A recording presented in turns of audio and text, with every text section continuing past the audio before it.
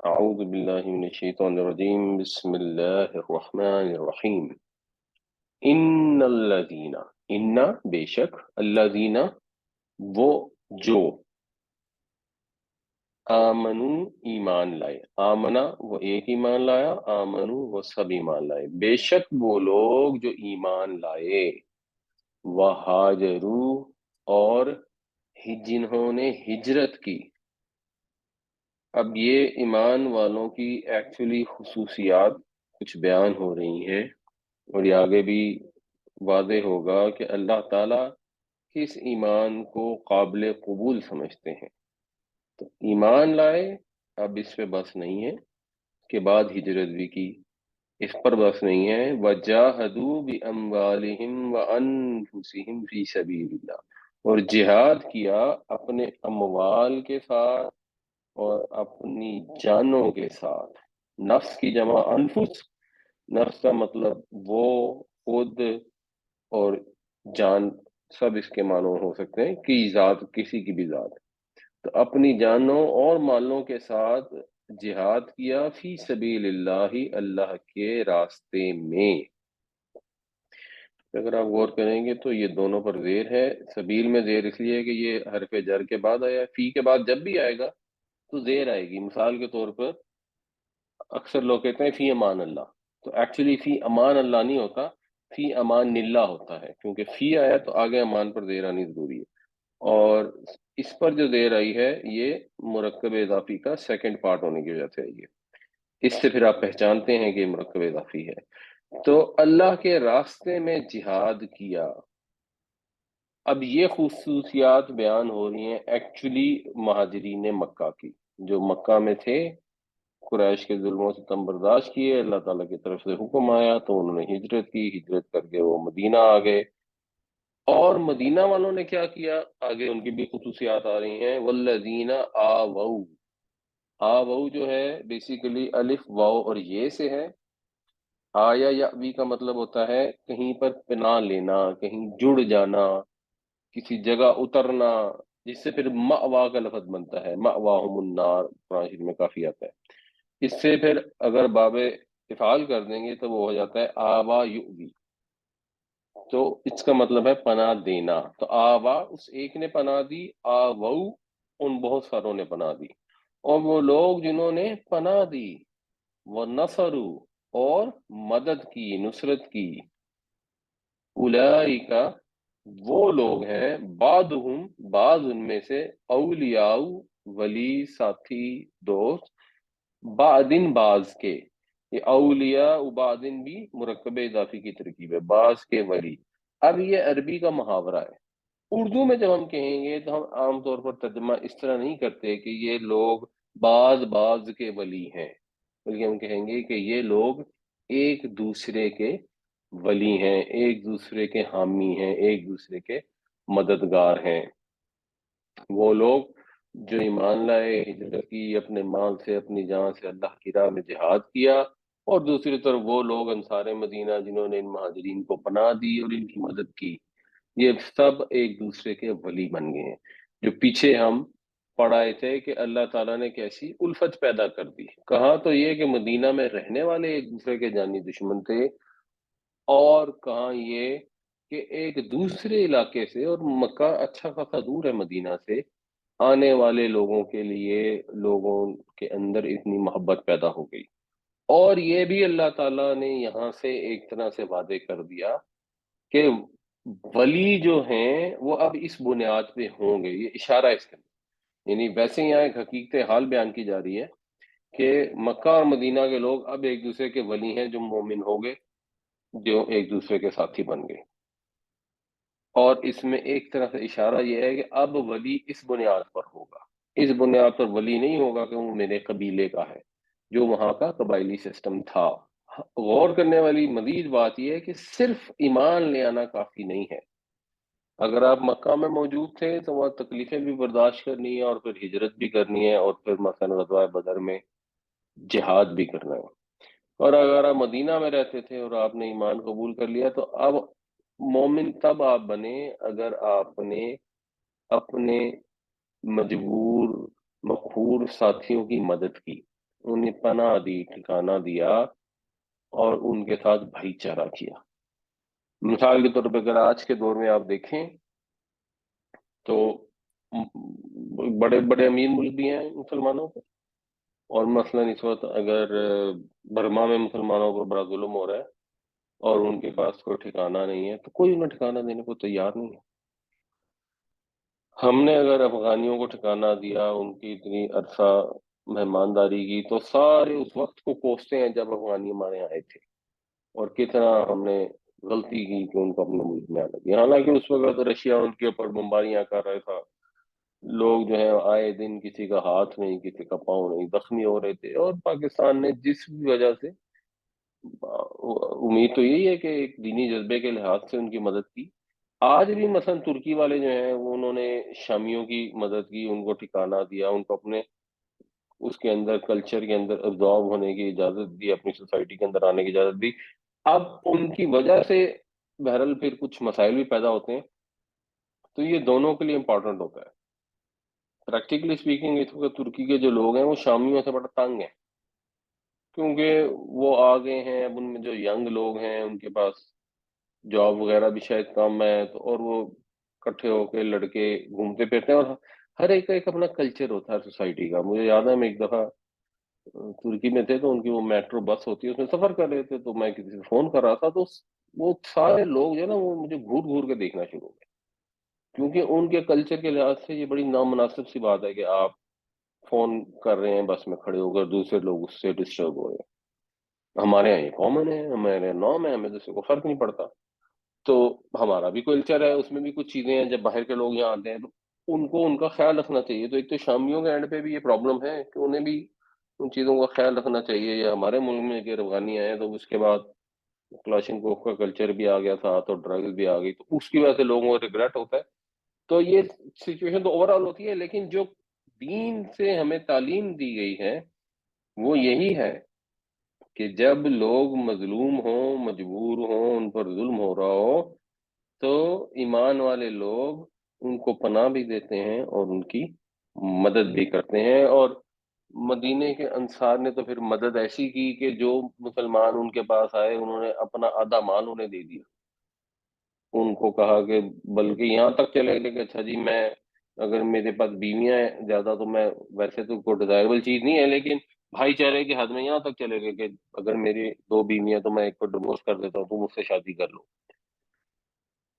تو یہ ایک چیز سمجھنے والی ہے کہ جب آپ ایمان میں داخل ہوتے ہیں نا تو اس وقت قربانی بھی دینی پڑتی ہے۔ اگر ہم یہ سمجھیں کہ ہمارا ایمان بس یہ ہے کہ ہم نے کلمہ پڑھ لیا، اس کے بعد نماز پڑھ لی، روزہ رکھ لیا، چلو حج پہ چلے گئے ہر سال یا دو چار سال میں، اور عمرہ جا کے کر آئے، تو اب ہم بڑے مومن ہو گئے، اب ہم بڑے نیک ہو گئے، ہم نے بڑی تکلیف برداشت کر لی۔ جو یہ ساری چیزیں نیکیاں ہیں اپنی جگہ درست ہیں، ان کے ظاہر سی بات ہے اجر ہیں، اللہ تعالیٰ ان پر اجر عطا فرمائے گا، لیکن اللہ تعالیٰ کے دین کو، اس کی مخلوق کو جب ضرورت ہوگی تو اس ضرورت کے لیے قربانی بھی دینی پڑے گی۔ وہ قربانی اگر ہم نہیں دیتے، اگر ہم سکون ہو کر بیٹھے رہتے ہیں اپنے گھر میں، اپنا مال خرچ نہیں کرتے، ایفرٹ نہیں کرتے، اور جہاں ضرورت پڑتی ہے وہاں جان بھی دینی پڑتی ہے تو نہیں دیتے۔ اب اس کے اندر بھی ایک ڈفرینٹ کانسیپٹ ہے، ظاہر ہے پراپر آرمیز اویلیبل ہوتی ہیں تو عام آدمی کے لیے اس طرح جہاد میں لڑنا ضروری بھی نہیں ہے، اور کس صورتحال میں جہاد لازم ہوتا ہے وہ بھی ایک سچویشن پر ڈپینڈ کرتا ہے، کیونکہ کچھ لوگوں نے تو الٹا کر لیا، وہ ویسے ہی انہوں نے کہا جی ہاں جی جان دینی ضروری ہے، اور وہ سوئسائڈ جیکٹ پہن کے جان دینے کے لیے نکل پڑے، وہ الٹا اسلام کے خلاف ہے۔ بٹ کانسیپٹ یہ ہے کہ میرا ایمان زبانی کلامی نہیں ہوتا، اس کے اندر عملاً بھی انسان کو بہت کچھ کرنا پڑتا ہے۔ ان الذين امنوا وهاجروا وجاهدوا باموالهم وانفسهم في سبيل الله والذين آووا ونصروا اولئك بعضهم اولیاء بعض والذین آمنوا، اور وہ لوگ جو ایمان لائے، یعنی زبانی اب ایمان کا قبول ہو گیا، ولم یہاجروا، اور انہوں نے ہجرت نہیں کی، ما لکم من ولایتہم من شیء، ما تین مطلب ہوتے ہیں، کیا، جو، نہیں، یہاں پر اس کا مطلب ہے نہیں، نہیں ہے لکم تمہارے لیے، مم ولایتہم، ان کی ولایت سے. ولایت یا ولایت جو ہے یہ اس کا مصدر ہے واو لام اور یہ کا، جس سے لفظ ولی بھی بنتا ہے، دوستی ہونا، قریب ہونا، تو حمایتی ہونا. تو ولایت کا مطلب ہو گیا کوئی دوستی محبت کی وجہ سے تعلق، واسطہ، سروکار. تو نہیں ہے تمہارا ان سے کوئی تعلق. اب یہ تعلق کون سا ہے؟ یہ سیاسی لحاظ سے تعلق ہے جو ایک ریاست کا اپنے شہریوں سے ہوتا ہے یا شہریوں کا ایک دوسرے سے ہوتا ہے. تو نہیں ہے تمہارا ان سے کوئی تعلق، ولایتہم، ان کی ولایت نہیں ہے، من شیء، کچھ بھی، حتی یہاجروا، یہاں تک کہ وہ ہجرت کریں. مطلب یہ کہ اگر کچھ مسلمان ہیں جو ایسے علاقوں میں رہتے ہیں جہاں پر کفر کا بول بالا ہے، اور ظاہر سی بات ہے اس وقت تو دارالاسلام صرف اور صرف مدینہ تھا، تو جو مدینہ کی ریاست کی حکومت تھی اس کا ولایت کا تعلق نہیں تھا. ولایت کے تعلق میں نا بہت ساری چیزیں شامل ہوتی ہیں. مثال کے طور پر جو انہیریٹنس ہے وہ ولایت پر بیس کرتی ہے. اگر ایک مسلمان مکہ میں فوت ہو گیا تو اس کی انہیریٹنس مدینہ والوں کو نہیں ملے گی، اگر مدینہ میں فوت ہوا تو اس کی انہیریٹنس مکہ والوں کو نہیں ملے گی. اس طرح کی بہت ساری چیزیں ہیں. تو جب وہ ہجرت کر کر نہیں آئے اور مثلا مکہ میں ہی رہتے رہے یا کسی اور علاقے میں تھے اور وہاں پہ رہتے رہے اور انہوں نے ہجرت نہیں کی، تو اب ان کا پولیٹیکل ریلیشن شپ نہیں ہے. اب اسلام کے ماننے والوں کو جہاں ان کی حکومت ہے ان کی ذمہ داری نہیں ہے کہ ایسے لوگوں کی حفاظت کریں اگر ان کے ساتھ کوئی پرابلم آتی ہے. اگر مثلا کہیں پہ ایک جگہ چوری ہو گئی، اب یہ ریاست کی ذمہ داری ہے نا کہ وہ چیک کرے کہ کیسے چوری ہوئی ہے، چور کو ڈھونڈے، اس کو سزا دے، جس کا مال گیا ہے اگر ممکن ہو تو اس کو کچھ کمپنسیٹ کرے. یہ ساری ریاست کی ذمہ داری ہے. مگر ایک آدمی دوسرے ملک میں رہتا ہے تو وہاں ریاست یہ ذمہ داری نہیں اٹھا سکتی، تو پریکٹیکلی پاسبل نہیں ہے. اور دوسرے اس سے پھر انٹرنیشنل کمپلیکیشنز پیدا ہو جاتی. تو اللہ تعالیٰ نے یہ چیز واضح کر دی، اور اس وقت کے لحاظ سے بھی واضح ہے اور بعد کے لحاظ سے بھی ایک طرح سے یہ پتہ لگ گیا کہ بھائی اگر ایک شخص کسی ملک میں رہ رہا ہے، فرانس میں رہتا ہے اور آپ پاکستان میں رہتے ہیں، تو اب فرانس میں اگر کوئی پرابلم پیش آتی ہے تو اب آپ کی ذمہ داری ویسے نہیں ہے جیسے ریاست کے شہریوں کے متعلق ریاست کی ذمہ داری ہوتی ہے. اب اپنے شہریوں کے متعلق بھی ریاستیں ذمہ داریاں پورا نہیں کرتی، وہ ایک علیحدہ چیز ہے، لیکن اللہ تعالیٰ نے جو ذمہ داری رکھی ہے، یوں سمجھ لیں کہ جو ایک پولیٹیکل سٹیزن شپ کے جو بھی رائٹس ہوتے ہیں وہ اسلام نے بتا دیا کہ بھائی وہ رائٹس ایک فزیکل جغرافیکل ڈومین کے اندر ہی ہیں جہاں پر اسلام کی حکومت قائم ہے. اور وہ لوگ جو اب کافروں کے قبضے میں رہتے ہیں اس وقت ویسے بھی یہ حکم دے دیا گیا تھا. یعنی اس سینس میں یہ بات اس وقت کے لحاظ سے زیادہ پرٹیننٹ ہے کیونکہ حکم دیا گیا تھا کہ اب سب ہجرت کر کے مدینہ آ جائیں. تو اگر لوگ مدینہ نہیں آئے تو اس وجہ سے بھی ان کو بتا دیا گیا کہ جی پھر ٹھیک ہے، اب آپ کا ساتھ شہریوں والا ریلیشن شپ نہیں ہے. ہاں ایک ریلیشن شپ ہوتا ہے جو دینی اخوت کا ہے، وہ بالکل ختم نہیں ہوا. تو اس میں کہا گیا کہ وَإِنْ اسْتَنْصَرُوكُمْ، یعنی نصرہ ینصرو کا مطلب ہوتا ہے مدد کرنا، اور استنصرہ کا مطلب ہوتا ہے مدد مانگنا.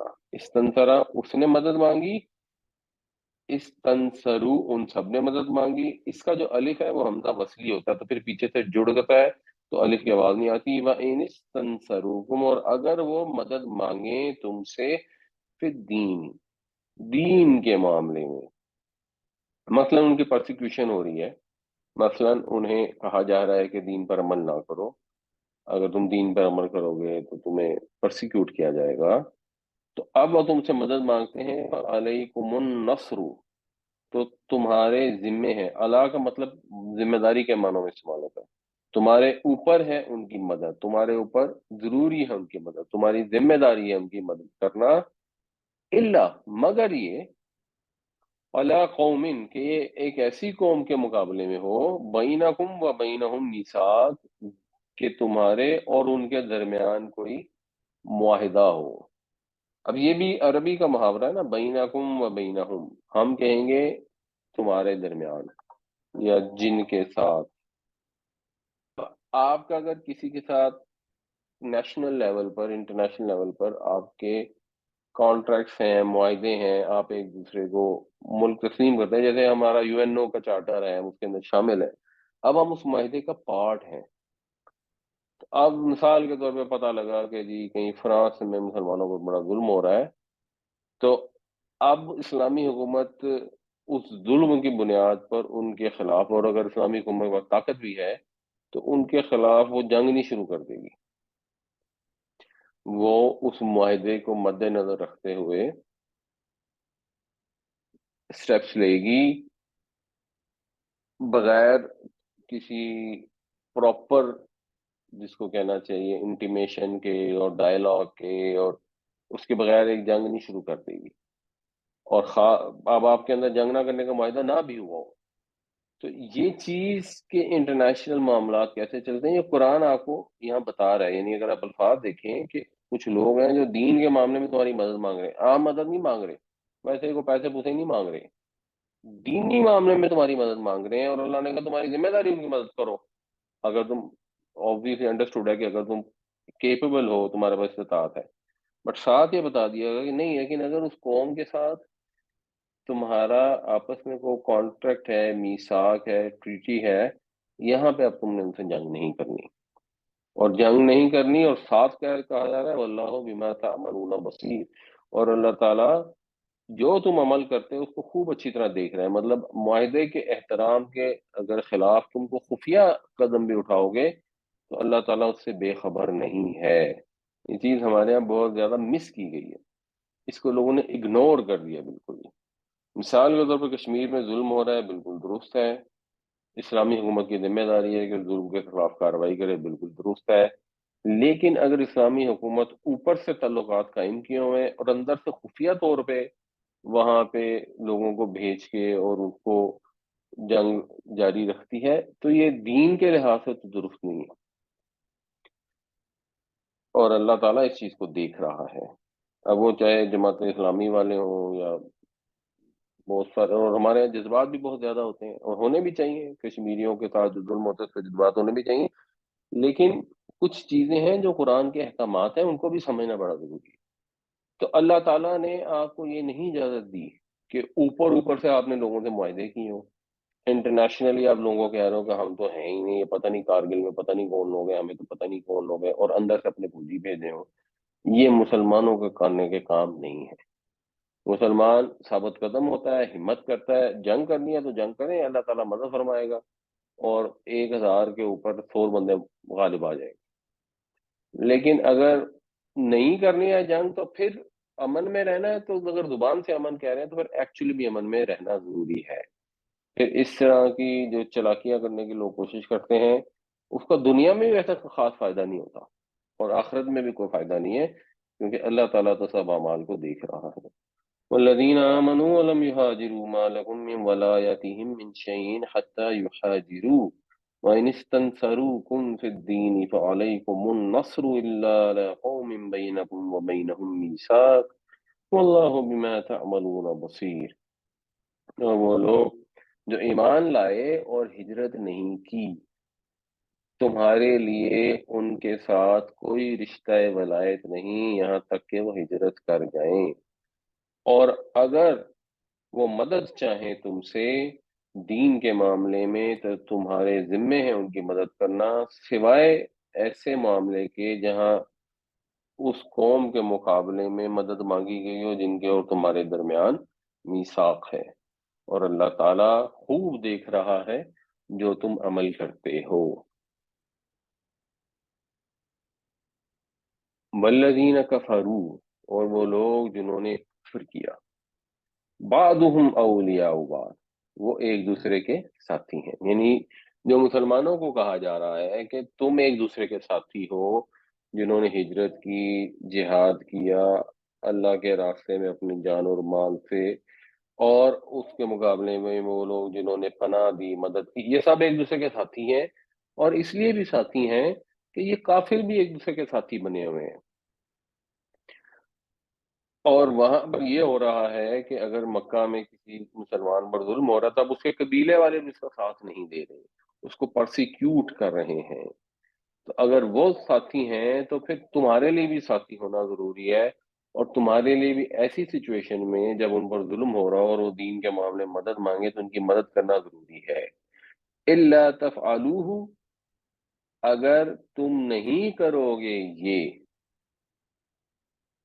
ایکچولی جو الا ہے نا، یہ ہے ان پلس لا، تو وہ ان اگر اور پھر لا تفعلو، تم اگر نہ کرو یہ چیز جس کا پیچھے ذکر آیا، تکن فتنۃ فی الارض، تو ہوگا زمین میں فتنہ، فتنہ ہے مؤنث اس لیے یہ تکون آیا، زمین میں فتنہ ہوگا یعنی زمین میں پرسیکیوشن ہوگی، وہ فساد کبیر، اور بہت بڑا فساد، یعنی پھر دین پر زبردستی لوگوں کو دین سے ہٹانے کے لیے پرسیکیوٹ کیا جائے گا، اور بہت زیادہ فتنہ اور فساد زمین میں پیدا ہوگا اگر تم اس پر نہیں عمل کرو گے۔ یہ اس سچویشن کے حساب سے بھی تھا، اور فیوچر میں بھی ایسا کبھی ہو سکتا ہے کہ کسی جگہ پہ پرسیکیوشن ہو رہی ہو اور آپ اس کے خلاف آواز نہ اٹھائیں مسلمانوں کی حکومتیں، تو ظاہر سی بات ہے پھر وہ پرسیکیوشن بڑھتی جائے گی۔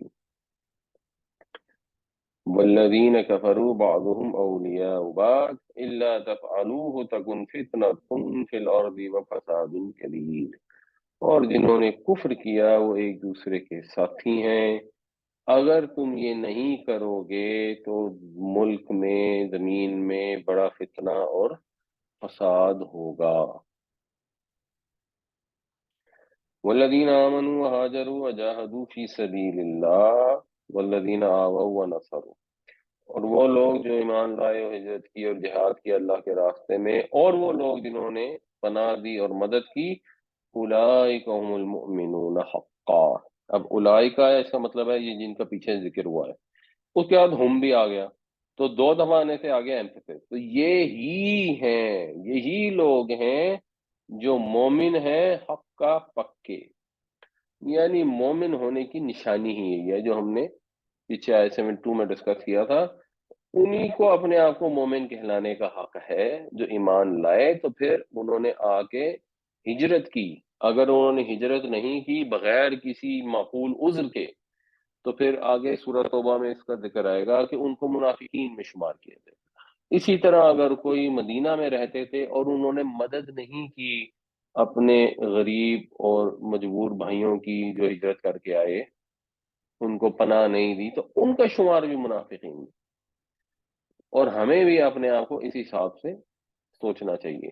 ہمارے یہاں الٹا ہو رہا ہے، ہمارے یہاں لوگ دارالاسلام سے ہجرت کر کے دارالکفر میں جا رہے ہیں، جہاں پر معلوم ہے کہ جو قوانین ہیں وہ سیرین اسلام کے خلاف ہیں، جہاں پہ عام کامن ہر جگہ لوگ شرابیں پیتے ہیں، جہاں پہ سیم سیکس میرجز ہیں، جہاں پر لوگوں کو حجاب کرنے کی اجازت نہیں ہے، ابھی کچھ وقت گزرے گا تو لوگوں کو دوپٹہ کرنے کی بھی اجازت نہیں ہوگی، جس ڈائریکشن میں وہ جا رہے ہیں، یہاں پر دین پر عمل کرنا اپنی اگلی نسلوں کے لیے مشکل سے مشکل تر ہے۔ اگر آپ کا بچہ یا بچی بڑے ہو کے کہتی ہے کہ میں نے فلانے عیسائی سے شادی کرنی ہے، بیٹا تو چلو کہہ رہے ہیں کہ اس کی تو اجازت ہے، اگر بیٹی کہتی ہے تو آپ کچھ کر نہیں سکتے، تو لوگ دارالاسلام چھوڑ کر ان ملکوں میں ہجرت کر رہے ہیں جو دارالکفر ہیں، جہاں دین پر عمل کرنا مشکل ہے، اور پھر اس کے بعد اس کے لیے ان کے بعد جسٹیفیکیشن ہے۔ اب وہ جسٹیفیکیشن اگر ان کو مطمئن کر دیتی ہیں تو بڑی اچھی بات ہے۔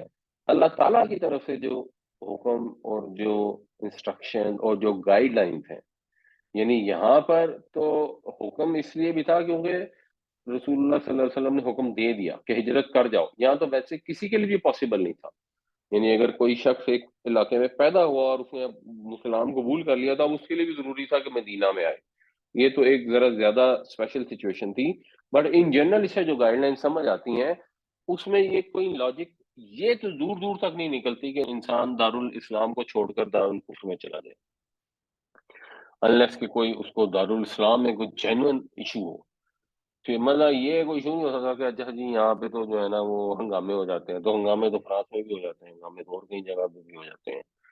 اور یہ جی کہ ہم نے بچوں کو جو ہے نا وہ تعلیم وہاں پر دلوانی ہے تو تعلیم یہاں پہ دلوا لیں، تعلیم تو یہاں پہ بھی ہوتی ہے. یعنی ایسے لولے لنگڑے ایکسکیوز بنا کے، جنہیں انگریزی میں لیم ایکسکیوز کہا جاتا ہے، لوگ دوسرے ملکوں میں چلے جاتے ہیں. اور نتیجہ کیا ہوتا ہے؟ نتیجہ یہ ہے کہ اس سے اگلی نسل، اس سے اگلی نسل مسلمان ہوگی کہ نہیں ہوگی، دوسری تیسری نسل میں امکانات بہت کم ہو جاتے ہیں، ان کا اسلام سے دور دور کا تعلق ہوگا. جو لوگ ان ملکوں میں رہتے ہیں، جاتے ہیں، ڈپینڈ کرتا ہے. کچھ جگہوں پہ تو خیر پاکستانیوں کی کمیونٹی میں پھر بھی حالات بہتر ہے، لیکن فرانس میں الجیرین بہت سارے رہتے ہیں، اور اگر ان کو آپ دیکھیں گے تو وہ ان کے کلچر میں ڈھل گئے ہیں. اور ان کی ایمفسس بھی ہوتا ہے کہ آپ ہمارے کلچر میں ڈھلیں، ورنہ وہ کہتے ہیں کہ جی آپ ایلینز ہیں. اور اس کلچر میں ڈھالنے کے لیے وہ بڑا مجبور کرتے ہیں اور ایسی ایسی حرکتیں کرتے ہیں کہ ایک کسی بھی صحیح مسلمان کے لیے وہاں رہنا پاسبل ہی نہیں ہے. کچھ ملک ہیں جن میں پھر بھی اتنے برے حالات نہیں ہیں، جہاں پر آپ کو اپنے اسکولوں کی بھی زیادہ مثال کے طور پر، تو وہاں پھر بھی تھوڑی سچویشن فرق ہے. تو یہی لوگ ہیں جو مومن ہوں گے. لہم مغفرت و رزق کریم، ان کے لیے مغفرت بھی ہے اور باعزت روزی بھی ہے. مطلب یہ باعزت روزی سے اصل مراد تو جنت کی روزی ہے، کہ جنت میں جائیں گے اور تو ان کو باعزت رزق ملے گا. اللہ تعالیٰ ان کی تکریم فرمائیں گے اور اللہ تعالیٰ ان کی مغفرت بھی فرمائیں گے. اگر انہوں نے ہجرت کر لی، جہاد کر لیا، تو ظاہر کمیاں کوتاہیاں ہر انسان میں ہوتی ہیں، وہ اللہ تعالیٰ معاف کر دے گا. والذین آمنوا وهاجروا وجاهدوا في سبيل الله والذین آووا ونصروا اولئک هم المؤمنون حقا لهم مغفرۃ ورزق کریم. اور وہ لوگ جو ایمان لائے اور ہجرت کی اور جہاد کیا اللہ کے راستے میں، اور وہ لوگ جنہوں نے پناہ دی اور مدد کی، یہی لوگ ہیں جو مومن ہیں پکے، ان کے لیے مغفرت ہے اور باعزت روزی ہے. والذین آمنوا من بعد، اور وہ لوگ جو ایمان لائے اس کے بعد. یعنی یہ تو پہلے تو ان کی تعریف ہوگی نا، جو غزوہ بدر کے موقع پر اور اس سے پہلے جو ہجرت کر کر آ گئے تھے، ان کے بعد والوں کے لیے متعلق بھی اللہ تعالیٰ فرما رہے ہیں کہ اب لوگ ایسے ہیں جو بعد میں ایمان لائے، وہاجروا اور ہجرت کریں، وجاہدوا معکم اور جہاد کریں تمہارے ساتھ، فاولئک منکم تو وہ تمہیں میں سے ہیں. یعنی اب یہ اللہ تعالیٰ نے جو مواخات پیدا کی ہے کہ اصل جو ریلیشن شپ ہے اس کی جو بیسس ہے اب وہ دین ہو گئی ہے، قبیلہ نہیں رہا. تو اگر وہ ہجرت کر کے تمہارے پاس آتے ہیں تو وہ تمہیں میں سے. اب یہ دونوں کے لیے ہے، دارالکفر کے مسلمانوں کو بھی ترغیب دی جا رہی ہے کہ اسلامی معاشرے کا دروازہ تمہارے لیے کھلا ہے، ایمان لاؤ، ہجرت کرو اور ان کے ساتھی بن جاؤ، تم بھی صحابہ میں شامل ہو جاؤ. اور دارالاسلام کے مسلمانوں کو بھی کہا جا رہا ہے کہ اپنے دروازے کھلے رکھو، اب تمہاری طرف وہ لوگ آ رہے ہیں تو ان کو بھی اسی طرح مدد کرو جیسے کل کو تمہاری کسی نے مدد کی تھی. اور یہ چیز نیچرلی جب مہاجرین وہاں مدینہ میں تشریف لائے تو کچھ مسائل بھی پیدا ہوئے، موقع پر بھی پیدا ہوئے، بعد میں بھی پیدا ہوئے، اور نبی کریم صلی اللہ علیہ وسلم کے وصال کے بعد بھی پیدا ہوئے. تو مسائل جب بھی کوئی دوسری قوم کے لوگ آ کر رہتے ہیں، پیدا ہوتے ہیں. اچھا وہ کیونکہ عرب تھے، ہمارے یہاں تو ذرا جو لوگ آتے ہیں وہ اور زیادہ ڈفرینٹ کلچر ہوتا ہے. اگر جیسے شام سے لوگ آ گئے ترکی میں تو اب وہ زبان بھی نہیں بولتے اور کلچر بھی بالکل فرق ہے، اور اس طرح وہ اب حکومت کے اندر بھی نہیں ہے. یعنی وہی لوگ اگر شام میں رہتے ہوتے تو شاید زیادہ بہتر بیہیو کرتے کیونکہ وہ ایک سٹرکچر اور سسٹم کے اندر تھے. یہاں وہ خیموں میں رہ رہے ہیں، ان کا ایگزیکٹلی پتہ بھی نہیں کون کدھر رہ رہا ہے، کون کیا ہے. اگر مثلا کوئی واردات کر کے فرار ہو جائے تو اس کو ٹریس کرنا بھی مشکل ہے، وغیرہ وغیرہ. تو مسائل بڑھ جاتے ہیں، لیکن مسائل بڑھ جانے سے یہ اللہ تعالیٰ کی طرف سے جو وعدے اور مغفرت اور رزق کریم کی بشارت دی گئی ہے وہ ختم نہیں ہو جاتی. حکمت کے تحت فیصلے کرنے چاہیے، لیکن براڈ گائیڈ لائن یہی ہے کہ بعد میں بھی اگر کوئی لوگ ایمان لاتے ہیں، ہجرت کرتے ہیں، تو دونوں پارٹیاں جو ہیں ان کے دروازے ایک دوسرے کے لیے کھلے ہوں. مگر ساتھ ہی ایک ایکسیپشن اللہ تعالیٰ نے بتا دی جو مواخات بھی ہوئی نا تو مسلمانوں کے اندر یہ خیال پیدا ہوا کہ شاید اب نبی کریم صلی اللہ علیہ وسلم انہیں ہماری وراثت میں بھی حصے دار ٹھہرا دیں گے جن کو انہوں نے بھائی بنائے. وہ اللہ تعالیٰ اکثر جگہوں پر اس کو صاف کلیریفائی کر دیتے ہیں. وہ اولو الارحامی، اولو الارحام جو ہے، یعنی اولو جو ہے یہ بیسیکلی زو کی پلورل ہے. زو کا مطلب ہوتا ہے والا، ذو القربا قرابت والے. پھر وہ ذو القربا بھی ہوتا ہے، ذل قربا بھی ہوتا ہے، ذل قربا بھی ہوتا ہے، ڈیپینڈنگ ان کے رفع نصب جر کس میں استعمال ہو رہا ہے. تو اس کی جمع ہوتی ہے الو. اور یہ الو میں یہ جو واؤ ہے نا اس کو نہیں پڑھا جاتا. اب اس کو اس والی واؤ کو پڑھتے ہیں، پہلے والی کو نہیں پڑھتے. اولو نہیں پڑھیں گے، اسے الو پڑھیں گے. تو والے، اول الارحام، ارحام والے، رحمی رشتوں والے، خون کے رشتوں والے. تو خون کے رشتے بعضهم اولا ببعض، وہ بعض بعض کے اولا ہے. اولا جو ہے یہ اسی لفظ ولی سے ہے، واو لام اور یہ. اس سے اگر آپ بنائیں افعل التفضیل تو جیسے کاف بے اور رے سے بنتا ہے نا اکبر، تو اسی وزن پہ اگر آپ دیکھیں گے تو بنے گا الف، کاف کی جگہ آ گیا واو، بے کی جگہ آ گیا لام اور رے کی جگہ آ گیا یام. یہ تو اولا، اولا کا مطلب ہو گیا زیادہ قریب. اکبر زیادہ بڑا، اولا زیادہ قریب، زیادہ حقدار. تو وہ زیادہ حقدار ہے ایک دوسرے کے فی کتاب اللہ، اللہ کی کتاب میں. اللہ کی کتاب میں مطلب اللہ کے قانون میں. یہ جو کتاب کا لفظ قرآن شریف میں اکثر استعمال ہوتا ہے، اس سے مراد قانون ہوتی ہے. ہماری زبان میں بھی ایسی ہوتا ہے کہ یہ لکھ دیا گیا ہے. کتب اللہ علیکم، اللہ نے لکھ دیا ہے تمہارے لیے. تو تمہارے لیے لکھ دیا ہے یعنی تمہارے لیے قانون بنا دیا ہے. تو کتبہ جو چیز کی جاتی ہے وہ کتاب ہوتی ہے. تو کتاب کی مراد احکامات یا اللہ کا قانون بھی. تو اللہ کے قانون میں، اللہ کے احکامات میں جو خون کے رشتے ہیں وہ ایک دوسرے کے زیادہ حقدار ہیں. تو مثال کے طور پر اگر وراثت ملے گی وہ خون کے رشتہ داروں کو ملے گی. مہاجرین کو انصار کی وراثت نہیں ملے گی، انصار کو مہاجرین کی وراثت نہیں ملے گی. ان اللہ بکل شیء علیم، بے شک اللہ تعالیٰ ہر چیز کا جاننے والا ہے. یعنی اللہ تعالیٰ کے علم میں ہے، اللہ تعالیٰ نے یہ قوانین بنائے ہیں، وہی بہتر جانتا ہے. ہم اس کے اوپر بحث نہیں کر سکتے. ہم نے اپنی عقل استعمال کرنی ہے اللہ کو اپنا رب ماننے کے لیے، نبی کریم صلی اللہ علیہ وسلم کو اپنا رسول ماننے کے لیے، قرآن کو اللہ کا پیغام ماننے کے لیے. اگر ہمیں یہ پتہ لگ گیا، یہ طے ہو گیا، اب اگر اس کے اندر اللہ نے کہا ہے کوئی بات تو ہمیں اس کو جوں کا توں ماننا پڑے گا. اگر کہیں انٹرپریٹیشن کا ڈفرنس ہے وہ علیحدہ چیز ہے، اس میں ضرور عقل استعمال کی جائے گی. لیکن الفاظ سے جو چیز عقل میں سمجھ آتی ہے پھر ہمیں اسی چیز کو ماننا پڑے گا. اس کی وجہ یہ ہے کہ ہمارا علم کم ہے اور اصل علم جو ہے وہ اللہ تعالیٰ کے پاس ہی ہے. تو اس نے یہ فیصلہ کیا ہے کہ دین کی جو اخوت ہے اس کا اپنا دائرہ کار ہے، جو ولایت ہے اس کا اپنا دائرہ کار ہے، اور جو خون کے رشتوں کی وجہ سے جو قرابت داری ہے، رشتہ دار ہیں، ان کا اپنا ایک دائرہ کار ہے.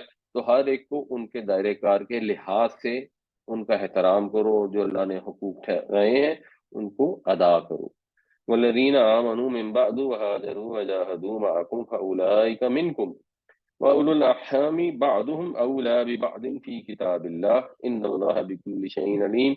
اور وہ لوگ جو ایمان لائے اس کے بعد اور ہجرت کی اور جہاد کیا تمہارے ساتھ، پس وہ تم میں سے ہیں، اور خون کے رشتے ایک دوسرے کے زیادہ حقدار ہیں اللہ کے قانون میں. بے شک اللہ تعالیٰ ہر چیز کا جاننے والا ہے.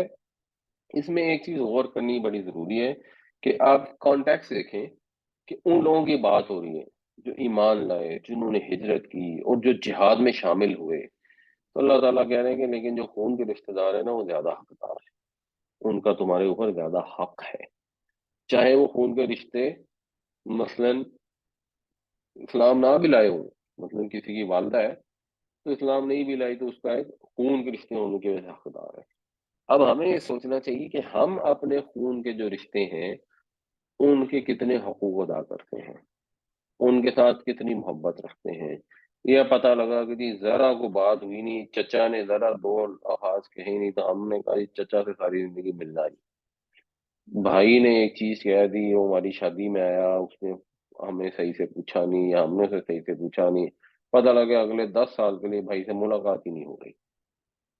तो अल्लाह ताला ने खून के रिश्तों की जो इम्पोर्टेंस है जगह जगह बताई है, और सूरह बकरा में तो यहाँ तक आता है युदिल्लु बिही कसीरन व यहदी बिही कसीरन व मा युदिल्लु बिही इल्लल फासिकून अल्लज़ीना यनकुज़ूना अहदल्लाहि मिन बादि मीसाक़िही व यक़तऊना मा अमरल्लाहु बिही अन यूसल, कि वो लोग जो उस चीज को काटते हैं जिसको अल्लाह ने जोड़ने का हुक्म दिया है, और उससे अंडरस्टैंडिंग ये है कि उनके रिश्तों की बात हो रही है, तो उनको इस किताब से गुमराही मिलती है।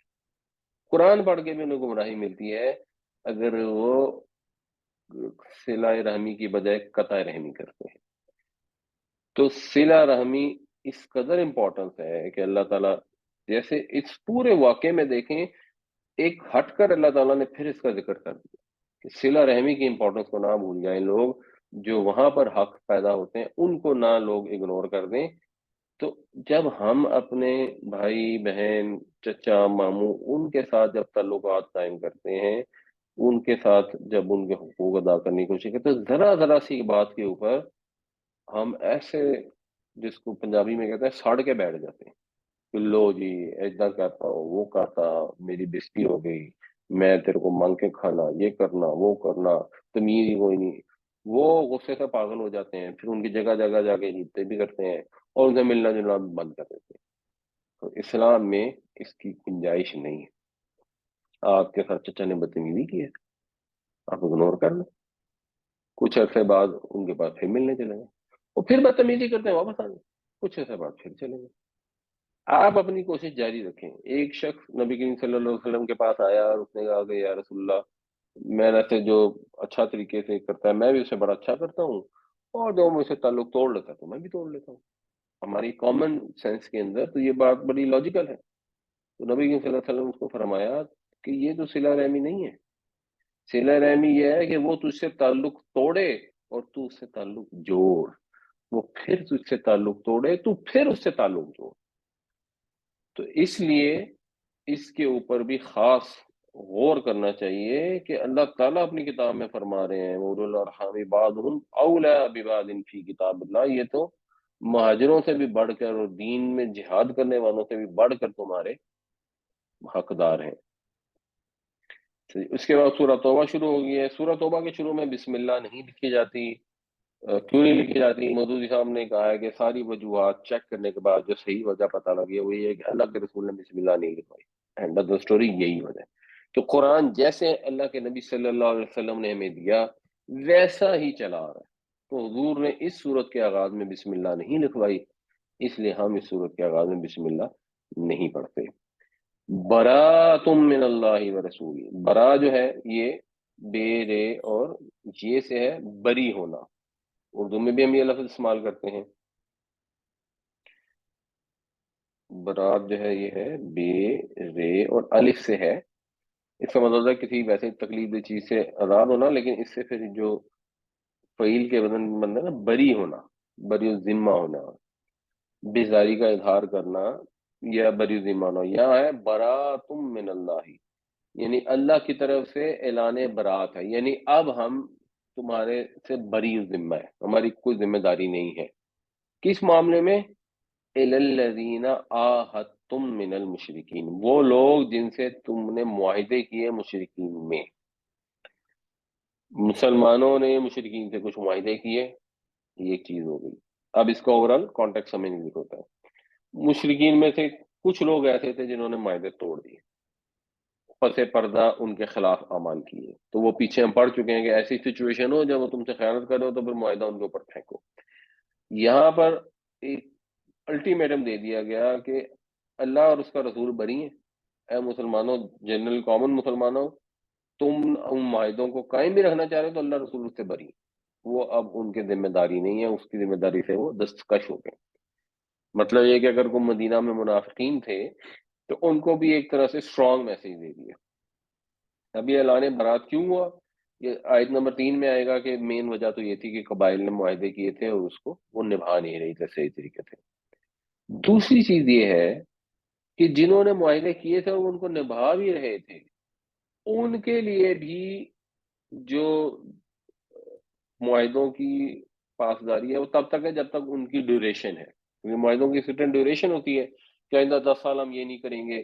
جیسے صلح حدیبیہ ہوئی تھی تو صلح حدیبیہ کی بھی 10 سال کی ڈیوریشن تھی، اور صلح حدیبیہ ہوئی تھی سن 6 ہجری میں غالباً، اور سن 16 ہجری تک اس کی ڈیوریشن تھی، اور نبی کی صلی اللہ علیہ وسلم 11 ہجری میں وصال ہو گیا تھا.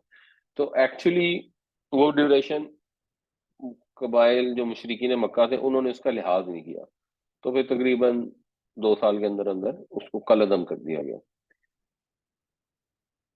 اچھا، اب یہ جو کالعدم کیا گیا ہے ان معاہدوں کے بھی کالعدم ہونے کا اعلان ہے جن کی مدت پوری ہو جائے گی، وہ آگے آئے گا. کی وجہ کیا ہے؟ اس کی وجہ یہ ہے کہ اللہ کا رسول جب دنیا میں تشریف لاتا ہے تو اس کی جو قوم ہے اس کے لیے اس کو ماننا لازمی ہے. اگر وہ قوم اسے نہیں مانتی تو پھر اس کے اوپر اللہ کی طرف سے عذاب آ جاتا ہے. تو اللہ تعالیٰ نے حضرت نوح علیہ السلام وغیرہ کے کیس میں مثلاً تو آسمان سے عذاب بھیج دیا، اور یہاں نبی کریم صلی اللہ علیہ وسلم کے معاملے میں کیونکہ صحابہ ان کے ساتھ ہو گئے تو اللہ تعالیٰ نے وقت دیا، لوگوں کو بھی وقت مل گیا کہ وہ ایمان لے آئے، اور ان کو ایک سہولت مل گئی، اور جب فتح مکہ ہوئی تو جو ڈھیٹ لوگ بھی تھے وہ بھی ایونچولی ایمان لے آئے تو ساروں کی بچت ہو گئی. تو ایک اللہ تعالیٰ کی طرف سے یہ رحمت بھی ہو گئی. اور دوسری چیز یہ تھی کہ اس ڈیوریشن تک، جو فتح مکہ کے آنے تک، جس طرح مسلمانوں نے ایفرٹ کی، جس طرح مسلمانوں نے چیزوں کو پولیٹیکلی ہینڈل کیا، مثال کے طور پہ جب مشرکین مکہ سے جنگ تھی تو نبی کریم صلی اللہ علیہ وسلم نے مثلا آتے ہی یہودیوں سے معاہدے کر لیے، تو ایک فریق کو انہوں نے ٹیمپرریلی ایٹ لیسٹ مینج کر لیا، پھر یہودی سازشیں کرتے رہے تو بعد میں ان کو ہینڈل کرنا پڑا. جو ارد گرد کے قبیلے تھے مشرکوں کے ان سے بھی حضور نے معاہدے کر لیے، جس سے یہ فائدہ ہو گیا کہ اب وہ مشرکین مکہ جو تھے وہ سارے عرب کو ان کے خلاف نہیں لا سکے. تو بہت سارے لوگوں نے مدینہ کی ریاست سے جب معاہدہ کیے ہوئے تھے، اب یہ ایک نبی صلی اللہ علیہ وسلم نے تعلیم دی کہ آپ نے زندگی کیسے گزارنی ہے.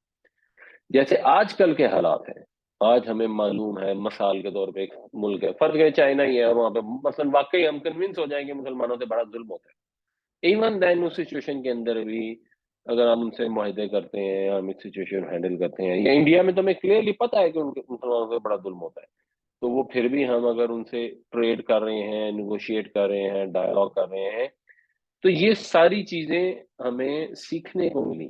ورنہ اللہ تعالیٰ کے لیے کیا مشکل ہے، اللہ تعالیٰ بس سب کو مسلمان کر دیتا، لیکن اللہ تعالیٰ کی سسٹم ہے نہیں. سب کو زیر نگی بھی کر سکتا تھا، اللہ کا سسٹم نہیں ہے. اللہ تعالیٰ نے ہمیں اسباب کے ذریعے ہی آگے بڑھنے کی تعلیم فرمائی ہے. تو ان اسباب کے ذریعے مسلمانوں نے صلح حدیبیہ بھی کی.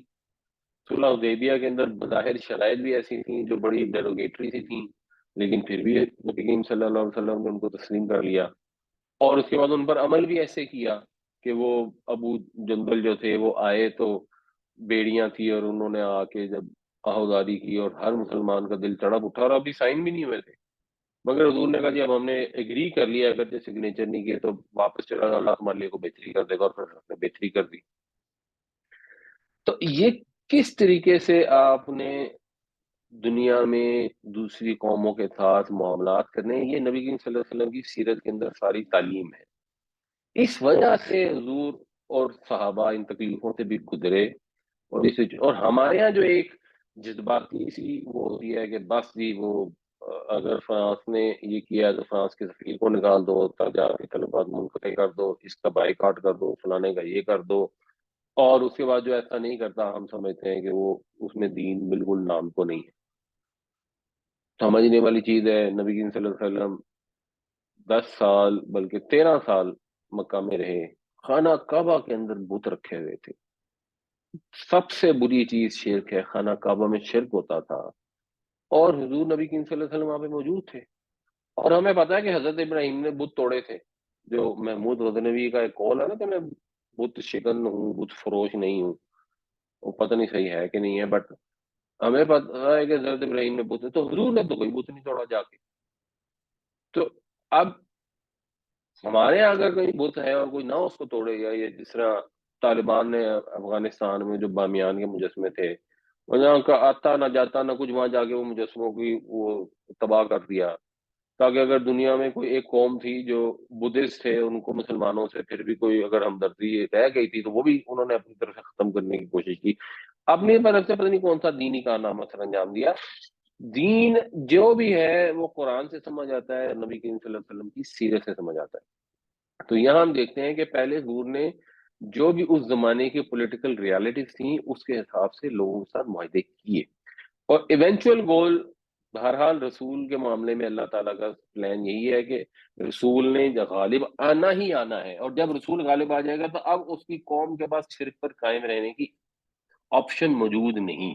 تو جب آپشن موجود نہیں تو اللہ تعالیٰ نے جب وہ سٹیج آ گئی، اس سٹیج میں اپنی ذمہ داری سے عہدہ برا ہو گئے کہ، اور اس کی ڈیٹیل آئے گی، یوں نہیں ہوا کہ قوم معاہدہ نے بھا لیا تو معاہدے کو توڑ دیا یک طرفہ، ایسا نہیں کیا گیا، لیکن اوور آل یہ الٹیمیٹم یہ بتا دیا گیا کہ اب یہ ہونے جا رہا ہے، برات من اللہ و رسولہ الذین عاہدتم من المشرکین، اعلان برات ہے اللہ اور اس کے رسول کی طرف سے ان مشرکین کی طرف جن سے تم نے معاہدے کیے۔ فسیحو، سیحو یہ سیاحت کا لفظ ہم اردو میں بھی استعمال ہوتے ہیں، چلو پھرو، فی الارضی زمین میں، اربعۃ اشہر 4 مہینے، وَاعْلَمُوا اور جان رکھو، انکم غیر معجز اللہ کہ تم اللہ کو عاجز نہیں کر سکتے، اللہ کے قدرت سے، اللہ کے قبضے سے باہر بھاگ نہیں سکتے، وَأَنَّ اللَّهَ مُخْزِي الْكَافِرِينَ اور اللہ تعالیٰ کافروں کو رسوا کر کے رہے گا۔ یہ مخزی جو ہے یہ اس کا فائل ہے، یعنی خزا یخزی کا مطلب ہوتا ہے رسوا ہونا، اس سے پھر باب افعال بنا اخزا یخزی، رسوا کرنا۔ تو اخزا یخزی سے جو فائل ہوگا وہ جس طرح اسلم یسلم سے مسلم ہوتا ہے، اس سے مخزی ہو جائے گا، رسوا کرنے والا۔ تو اللہ رسوا کرنے والا ہے کافروں کو، باماورہ ترجمہ ہوگا کہ اللہ تعالیٰ کافروں کو رسوا کر کے رہے گا۔ تو 4 مہینے کی مہلت دی گئی انہیں، تاکہ وہ لوگ جو شرارتیں کر رہے ہیں، جو معاہدوں کو توڑ رہے ہیں، تو ان کو تنبیہ ہو جائے، وہ اپنے رویے پہ نظر ثانی کرنا چاہیں تو نظر ثانی کر لیں۔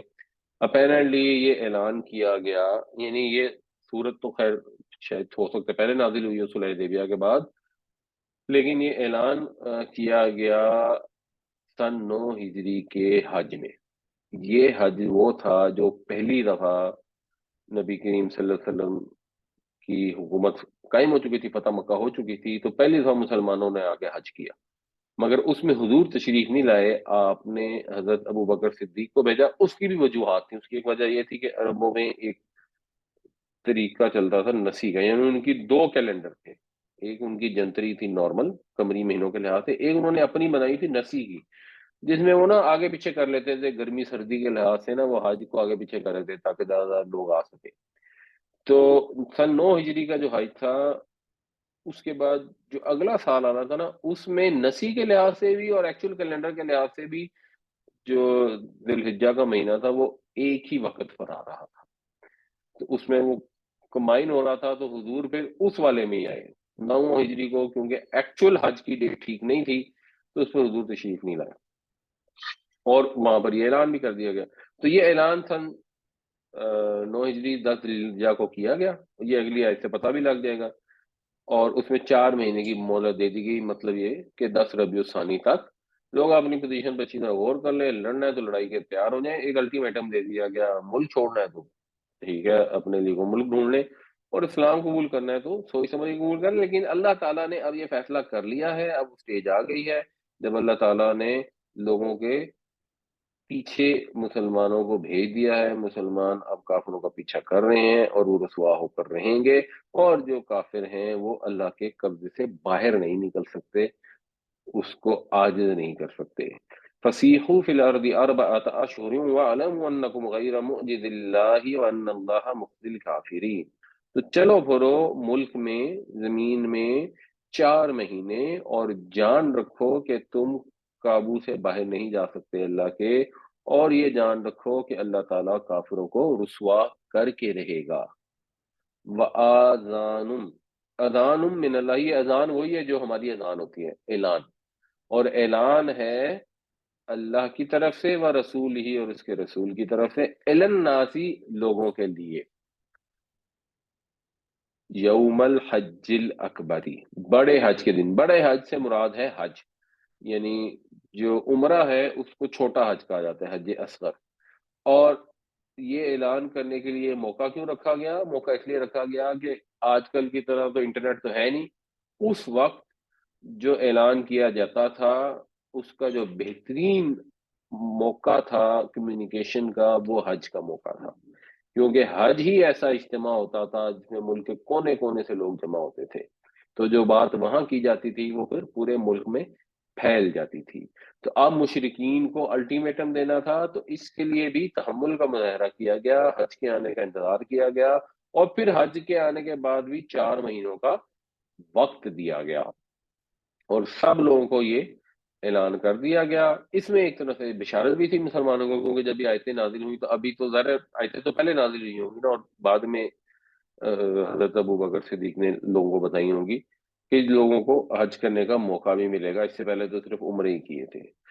تو کیا اعلان ہے؟ ان اللہ بری من المشرکین و رسولہ، کہ بے شک اللہ بری ہے مشرکوں سے اور اس کا رسول بھی، سب مشرکین سے بری ہیں۔ یعنی کس سینس میں بری ہیں؟ جو پہلی آیت میں آ گئی، معاہدے جو کیے گئے ہیں، اب ان معاہدوں سے بری ہونے کا وقت آ گیا۔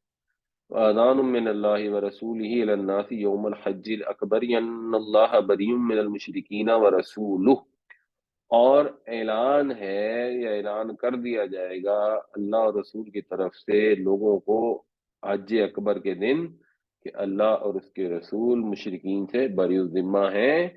فَإِن تُبْتُمْ، پھر اگر تم توبہ کر لو، فَهُوَ خَيْرٌ لَكُمْ، تو تمہارے لیے بہتر ہے۔ سولوشن تو یہی ہے، مشرکوں کے لیے بھی یہی سولوشن تھا، ہمارے لیے بھی یہی سولوشن، کہ ہم بھی جو غلط کام کرتے ہیں ان سے باز آ جائیں، شرمندہ ہو جائیں، اللہ سے معافی مانگ لیں، ہمارے لیے بہتر ہوگا۔ اگر ہم ڈھیٹوں کی طرح وہ کیے جائیں کہ نہیں نہیں کچھ نہیں ہوتا، کچھ نہیں ہوتا، ایسے ہی ہوتا ہے بس، اب آج کے دور میں کون ان چیزوں کی پرواہ کرتا ہے، آج کے دور میں کون جو ہے وہ اتنی حلال حرام کو دیکھتا ہے، آج کے دور میں اب یہ تھوڑی ہو سکتا ہے کہ آپ جائیں اور انڈین فلمیں نہ دیکھیں، یہ نہ کریں، وہ ہر چیز کو ایکسکیوز دیتے رہیں گے تو کوئی مسئلہ نہیں، دیتے رہیں، دنیا کی زندگی گزر جائے گی، خیر نہیں ہوگی۔ اگر توبہ کر لیں گے، بعد آ جائیں گے، اپنی اصلاح کر لیں گے تو پھر بہتری ہو جائے گی۔ وَإِن تَوَلَّيْتُمْ، اور اگر تم منہ موڑ لو گے، روگردانی کرو گے، فَاعْلَمُوا، تو جان رکھو، أَنَّكُمْ غَيْرَ مُعْجِزِ اللَّهِ، کہ تم اللہ سے بھاگ نہیں سکتے، اللہ کے قابو سے باہر نکل نہیں سکتے۔ اور اللہ تعالیٰ نے کیا کہا؟ وَبَشِّرِ الَّذِينَ كَفَرُوا بِعَذَابٍ أَلِيمٍ، اور کافروں کو ایک دردناک عذاب کی خوشخبری پہنچا دو۔ یہ پھر بشیر کا لفظ ایک طرح سے سیٹائر کے الفاظ میں، سینس میں استعمال ہوتا ہے کہ ان کو دردناک عذاب ملے گا، یہ خوشخبری بھی انہیں سنا دو۔ فَإِن تُبْتُمْ فَهُوَ خَيْرٌ لَكُمْ وَإِن تَوَلَّيْتُمْ فَاعْلَمُوا أَنَّكُمْ غَيْرُ مُعْجِزِ اللَّهِ وَبَشِّرِ الَّذِينَ كَفَرُوا بِعَذَابٍ أَلِيمٍ، پھر اگر تم توبہ کر لو تو یہ تمہارے حق میں بہتر ہے، اور اگر تم روگردانی کرو گے تو جان لو کہ تم اللہ سے بھاگ نہیں سکتے، اور خوشخبری سنا دو کافروں کو ایک دردناک عذاب کی۔ إِلَّا الَّذِينَ عَاهَدتُّم مِّنَ الْمُشْرِكِينَ، مگر وہ لوگ جن سے تم نے معاہدے کیے مشرکوں سے، ثم لم ينقصوكم شيئا، نقص ینقصو کا مطلب ہوتا ہے کمی کرنا، پھر انہوں نے تمہارے ساتھ کوئی کمی نہیں کی، شیئن کچھ بھی، یعنی کوئی اس معاہدے میں خیانت نہیں کی۔ وَلَمْ يُظَاهِرُوا عَلَيْكُمْ أَحَدًا، ظہر یظہر کا مطلب ہوتا ہے نمایاں ہونا، ظاہرون جو ہے وہ پیٹھ کو بھی کہتا ہے۔ پھر اس سے جو باب مفاعلہ بنتا ہے، باب مفاعلہ میں عام طور پہ دو پارٹیاں انوالو ہوتی ہیں، تو ان سینس وہ ایک فاعل اور ایک مفعول ہوتی ہے، تو اس سے بنا ظاہرہ یظاہرو، اس کا مطلب ہوتا ہے ایک دوسرے کا پیٹھ جوڑ کر کھڑے ہو جانا۔ تو لم یظاہرو، وہ نہیں پیٹھ جوڑ کر کھڑے ہوئے، مطلب یہ ہے کہ انہوں نے مدد نہیں کی کسی کی، علیکم، تمہارے مقابلے میں، علا خلاف ہوتا ہے، تو تمہارے خلاف انہوں نے کسی کی مدد نہیں کی، یعنی جو مشرکین مکہ کا مسئلہ تھا کہ ان کے ایک قبیلہ تھا جو مسلمانوں کا حلیف تھا، تو انہوں نے ایک دوسرے قبیلے کی مدد کی اس قبیلے کے خلاف، اور جو صلح حدیبیہ کے تحت ان کے لیے جائز نہیں تھی. تو یہاں یہ بات ہو رہی ہے کہ انہوں نے معاہدے میں کوئی کمی نہیں کی اور مدد نہیں کی. لم یظاہروا علیکم احدا، کسی ایک کی بھی تمہارے مقابلے میں. فَأَتِمُّوا إِلَيْهِمْ عَهْدَهُمْ، تو پورا کرو ان کے لیے اپنے وعدے، جو معاہدے ہیں ان کو پورا کرو. الا مدتہم، ان کی مدت تک، جو بھی مدت رکھی گئی ہے اس وقت تک اس کو پورا کرو. مطلب یہ ہے کہ اب اس کے بعد نیا معاہدہ نہیں کیا جا سکتا، کیونکہ اللہ کا یہ حکم ہے کہ اللہ کا رسول آئے گا تو وہ غالب ہوگا، اس کی قوم کو اب ایمان لانا پڑے گا، اس کا آپشن نہیں ہے. اب اس کے لیے عذاب کا کوڑا ہے. جن سے پہلے معاہدے کیے گئے تھے وہ ٹھیک ہے، ان معاہدوں کو آپ نے نبھانا ہے، مگر جب معاہدہ ختم ہو جائے گا تو پھر دوبارہ نہیں کرنا. بٹ جب تک اس کی مدت باقی ہے تب تک تم نے انہیں نہیں اس کو کرنا. اب مشرکین عرب کا معاملہ کیونکہ ایک ڈفرنٹ تھا، تمام حجت کا دور ختم ہو رہا تھا، اب ان کے ساتھ مزید معاہدوں کی کوئی ڈبیٹ رہ نہیں جاتی. مگر جو معاہدہ کیا ہے اس کو نبھاؤ. کیوں؟ ان اللہ یحب المتقین، اللہ تعالیٰ بچنے والوں کو دوست رکھتا ہے. یعنی جو وعدہ توڑتے ہیں وہ ان کو اللہ تعالیٰ پسند نہیں کرتا. اللہ تعالیٰ وعدوں کے توڑنے سے بچنے والوں کو دوست رکھتا ہے. اللہ تعالیٰ ڈرنے والوں کو دوست رکھتا ہے، متقیوں کو دوست رکھتا ہے. کون متقی ہوگا؟ صرف ایک not as an individual but as a nation also. جس طرح اسلام ہر شخص سے انفرادی طور پر تقوی کا مطالبہ کرتا ہے، اس طرح مسلمان قوم سے بھی تقوی کا مطالبہ ہے. اگر کسی دوسری قوم کے ساتھ معاملہ کیا ہے، معاہدہ کیا ہے، تو اس میں سچا ہونا چاہیے، راست باز ہونا چاہیے، اس کو پورا نبھانا چاہیے. کسی وعدے کی، قول قرار کی خلاف ورزی نہیں کرنی چاہیے. یہ مسلمانوں کا ریکوائرڈ ہے ان سے متقی ہونے کا ایز اے نیشن. اور اللہ تعالیٰ متقیوں کو ہی پسند فرماتا ہے. تو ایز این انڈیویجول بھی اور ایز اے نیشن بھی جو لوگ اللہ سے ڈریں گے، اپنے معاہدوں کو پورا کریں گے، وہی آخرت میں پھر کامیاب ہوں گے. کیونکہ آخرت میں کامیاب تو وہی ہوگا نا جس کو اللہ تعالیٰ پسند فرماتا ہے. جسے اللہ تعالیٰ پسند نہیں رکھتا وہ دنیا میں اپنی طرف سے بڑا کمال کر لے، دھوکے بازی کر کے کہیں مسلمانوں کا علاقہ آزاد بھی کرا لے، اللہ تعالیٰ کو وہ پسند نہیں ہے. یہ بڑی ہی ڈفرنٹ قرآن کی گائیڈ لائنز ہے کمپیئر ٹو جو ہمارے ہاں عام جو سیاسی مذہبی جماعتیں ہیں وہ جس قسم کی پکچر پورٹری کرتی ہیں، اس سے بالکل ہی فرق ہے. إِلَّا الَّذِينَ عَاهَدتُّم مِّنَ الْمُشْرِكِينَ ثُمَّ لَمْ يَنقُصُوكُمْ شَيْئًا وَلَمْ يُظَاهِرُوا عَلَيْكُمْ أَحَدًا فَأَتِمُّوا إِلَيْهِمْ عَهْدَهُمْ إِلَىٰ مُدَّتِهِمْ إِنَّ اللَّهَ يُحِبُّ الْمُتَّقِينَ. سوائے ان لوگوں کے جن مشرکوں سے تم نے معاہدے کیے، پھر انہوں نے ان میں کوئی خیانت نہیں کی اور نہ ہی تمہارے خلاف کسی کی مدد کی، تو ان کے معاہدے ان کی مدت تک پورے کرو. بے شک اللہ تعالیٰ متقیوں کو دوست رکھتا ہے، متقیوں کو پسند فرماتا ہے. سر، جو نماز تراویح ہے، میں لاسٹ بھی آپ کا ایک لیکچر سن رہا تھا، وہاں پر آپ نے ایکسپلین کیا کہ یہ ڈیفینیٹ ایک تو نفلی نماز ہے نا. میں ایک چیز یہ پوچھنا چاہتا ہوں کہ دیکھیں، ابھی میں نے شروع کیا ہے قرآن سیکھنا، مجھے اتنی سمجھ نہیں ہے. نارملی یہ ہوتا ہے کہ 20 تراویحاں یا 8 تراویح جو بھی کہا جاتا ہے کہ آپ نے پڑھنی ہے روزے سے پہلے عشاء کے بعد، تو اس کو اب ڈیفینیٹلی جب ہم کھڑے ہوتے ہیں، قیام کر رہے ہوتے ہیں، تو دھیان نہیں لگا پاتے بیکاز اس کی سمجھ نہیں ہوتی. ٹھیک ہے، دھیان نہیں لگا پاتے. تو کیا اس سے بہتر عمل یہ ہے کہ میں اگر کوئی رکوع قرآن پاک کا بیٹھ کے ترجمے اور تفسیر کے ساتھ سن لوں یا پڑھ لوں، تو اس کے بارے میں تھوڑا بتاتے ہیں کہ لائک کہ ہم نے ٹھیک ہے تراویح ہی پڑھنی ہے، اس کے اوپر قرآن پاک کے اوپر ہی غور کرنا ہے، اور کھڑے ہوئے ہیں، اونگ رہے ہیں، نیند آ رہی ہے، کوشش کر رہے ہیں، لیکن نہیں غور ہو رہا، کو سمجھ نہیں لگ رہی کسی چیز کی. پڑھا قاری صاحب پڑھ رہے ہیں، بہت سپیڈ سے جا رہے ہیں اور ہمیں اس چیز کی سمجھ نہیں لگ رہی. ٹھیک ہے. نہیں، میرا تو ذاتی خیال یہی ہے کہ اس ایسی تراویح جس میں سمجھ نہ آ رہی ہو اور وہ سپیڈ سے پڑھ رہے ہوں اور آپ کو سمجھ بھی نہ آ رہی ہے، تو اس کا تو شاید بہت زیادہ فائدہ نہیں ہے. صرف جو ایک فائدہ ہوتا ہے وہ یہ ہوتا ہے کہ آپ قرآن سن لیتے ہیں. اچھا، وہ قرآن سننے کے لیے آپ یہ بھی کر سکتے ہیں مثال کے طور پر کہ اگر تراویح ہو رہی ہے تو آپ سائڈ پہ بیٹھ جائیں اور قرآن کھول لیں، جس کا ترجمہ بھی صاحب کو نظر آ رہا ہو اور آپ سنتے جائیں. اس کی خیر عام طور پہ مسجدوں میں لوگ اجازت ہی نہیں دیتے. اگر آپ 2-3 دن بیٹھ کے قرآن کھولیں گے نا تو پھر وہ لوگ آ جاتے ہیں کہ جی یہ کیا کر رہے ہیں، کیوں کر رہے ہیں، وغیرہ وغیرہ۔ میری جو انڈرسٹینڈنگ ہے وہ یہ ہے کہ تراویح کوئی اس طرح لازمی چیز نہیں ہے۔ اب ہمارے یہاں تو یہ خیال پیدا ہو گیا کہ جی تراویح نہیں ہوتی تو روزہ ہی نہیں ہوتا۔ بنیادی طور پر جو تراویح ہے یہ کیا ہے، یہ اصل میں اوریجنلی جو سمجھنے والی چیز ہے، اصل سمجھنے والی چیز ہے کہ ایک نماز ہے جس کو ہم کہتے ہیں تہجد کی نماز۔ یہ تہجد کی نماز نبی کریم صلی اللہ علیہ وسلم پر فرض تھی۔ جو چیز جو نبی کریم صلی اللہ علیہ وسلم اکثر کرتے تھے ہمارے لیے وہ سنت ہو جاتی ہے، اور جو بہت زیادہ کرتے تھے اس کی تاکید بھی ہو جاتی ہے۔ تو مسلمان تہجد کی نماز پڑھتے تھے بہت سارے، اور آج بھی ہمیں پڑھنی چاہیے۔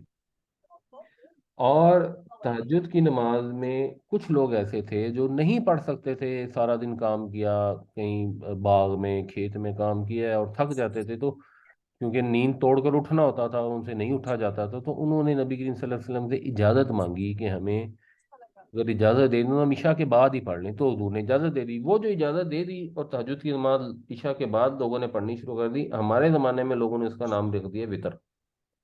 ایکچولی وطر جو ہے یہ تہجد کے آخری 3 نفل یا آخری ایک نفل کو وطر کہتے ہیں۔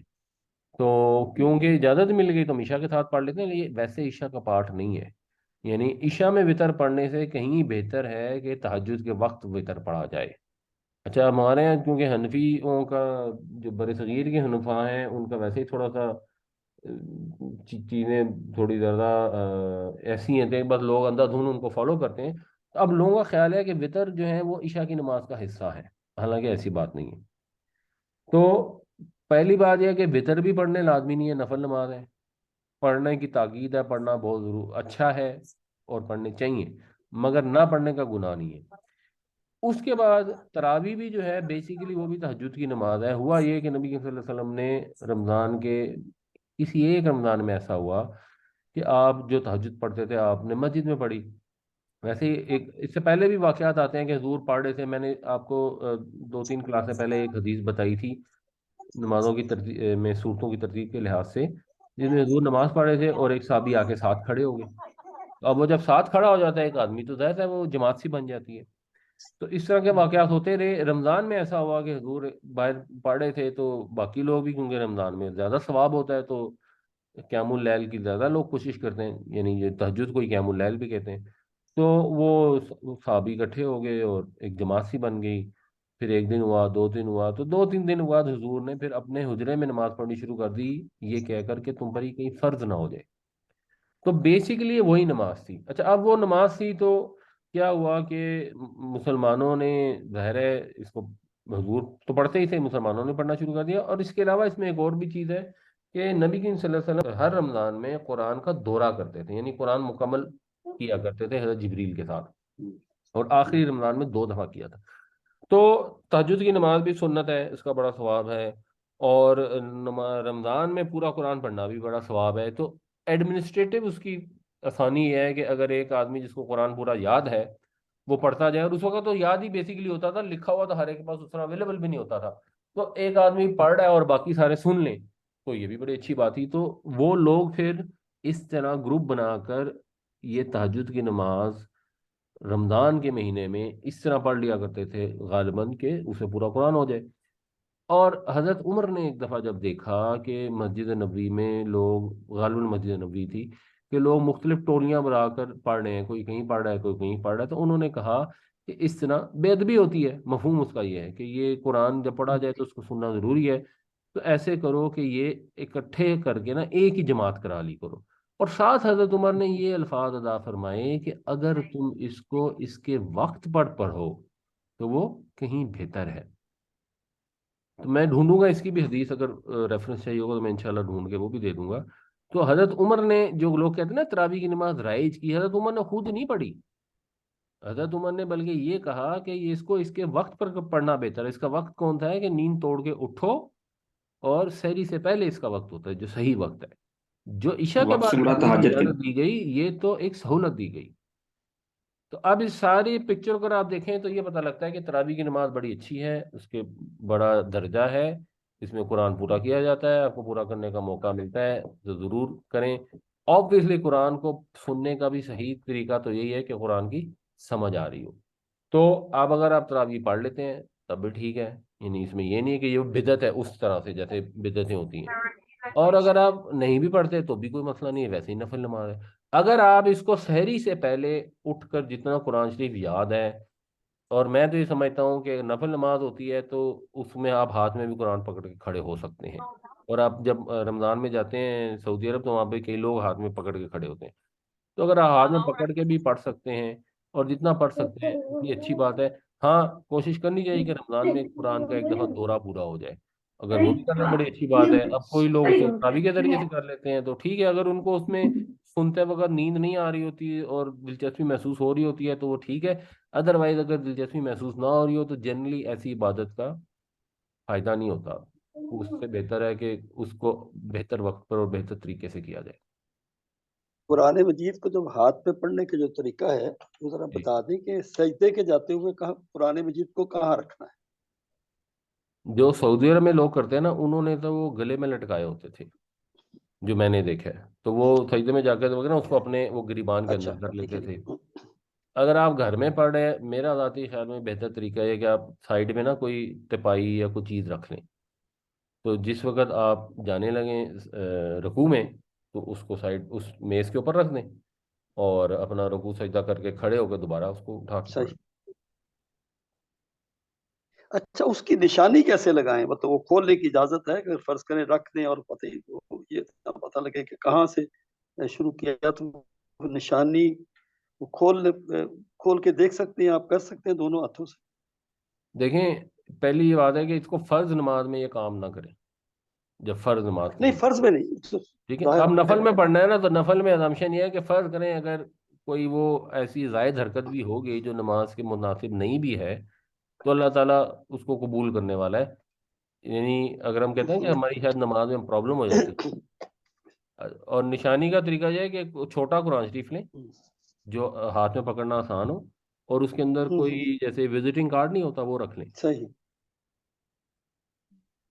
ہاں صحیح صحیح، بالکل صحیح کہہ رہے ہیں آپ، بالکل صحیح۔ بکاز اس لیے کہ بندے کا دل بہت کرتا ہے کہ وہ جب تہجد پڑھے تو لمبی لمبی صورتیں پڑھے، لیکن ہم لوگوں کو لمبی صورتیں یاد نہیں ہوتی ہیں۔ ہوں، تو یہ آپ نے بڑی آسانی کر دی کہ بندہ قرآن پاک کو کھول کے پڑھ لے، اور کیونکہ قیام کو زیادہ لمبا کر لے۔ جی ہاں، اور کچھ وہ بھی پڑھ لے اور کچھ وہ بھی پڑھ لے جس میں قرآن ہاتھ میں نہ پکڑا ہو، تاکہ ایک ذرا تسلی سی رہے کہ یار دونوں طرح کے نفل پڑھ لیے ہیں، یہ والے بھی اور وہ بھی۔ چلیں جی، اللہ تعالیٰ ہمیں قرآن پڑھنے سمجھنے عمل کرنے کی توفیق عطا فرمائے، رمضان میں قرآن پورا پڑھنے کی توفیق عطا فرمائے، اور ہمیں یہ بھی ہمت عطا کرے کہ ہم اس کو سمجھتے رہیں، تھوڑی تھوڑی ایفرٹ کرتے رہیں، تھوڑی سی گرامر سمجھیں، تھوڑے سے الفاظ کو یاد رکھنے کی کوشش کریں، تو انشاءاللہ جب کبھی تراویح میں کھڑے ہوں گے اور وہ قرآن پڑھ رہے ہوں گے تو ہمیں اس کی سمجھ آ رہی ہوگی۔ اللہ تعالی ہم سب کے قرآن کو قبول فرمائے، روزوں کو قبول فرمائے، آمین یا رب العالمین۔